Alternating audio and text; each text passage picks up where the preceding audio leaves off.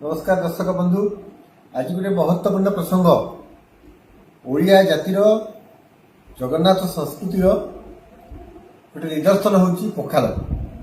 पखाल भात को नहीं आज तार उपादेयता जेतु जड़े चिकित्सक तार उपादेयता कौन प्रत्येक ओडिया घरे पखाल थाए। तो ये पखाल उपादेयता क्या आम निश्चय जानवा जरूरी है।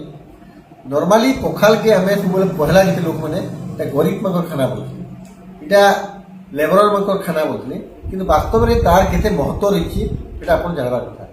पखाल जेटा बासी पखाल हो बा सज पखाल हो बा दही पखाल हो पखाल जिते आम करसु से पखाल उसना पखाल जेटा विशेषकर से पखाल जे जहाँ करसु से पखाल जिते माने टाइम जाती 8 घंटा 10 घंटा रहे से लैक्टोबैसिलस बैक्टेरिया जहाँकि प्रोबायोटिक जेटा कि आम शरीर में आम देखुन जितने झाड़ा बाटी होती आम से प्रोबायोटिक खाइसु कि बिजला कहू कि क्या तो आम झाड़ा कमाबार लगे भल बैक्टेरिया किंतु आमको नेचुराली आम पखाल प्रोबायोटिक लैक्टोबैसिलस बैक्टेरिया पाई पारमा जेटा कि आम खाद्य नली हजम भी साहाय्य करवा और खाद्य नली जो संक्रमण ताके भी कंट्रोल करवा।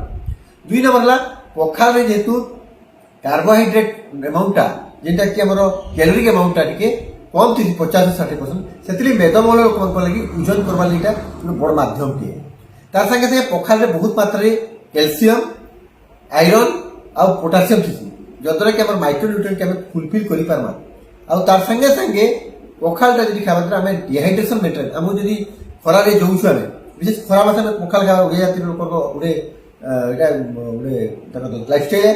तो जितने बाहर के जितने पखाल खाइले आम पखाल जलीय अंश रोचे भी पूर्ण कर पेट के भी ठंडा लगुच साथ आम इम्यूनिटी बढ़ासी जद्वारा कि यूरिन इन्फेक्शन और लंग इन्फेक्शन होबार चांसेस कमी जाए।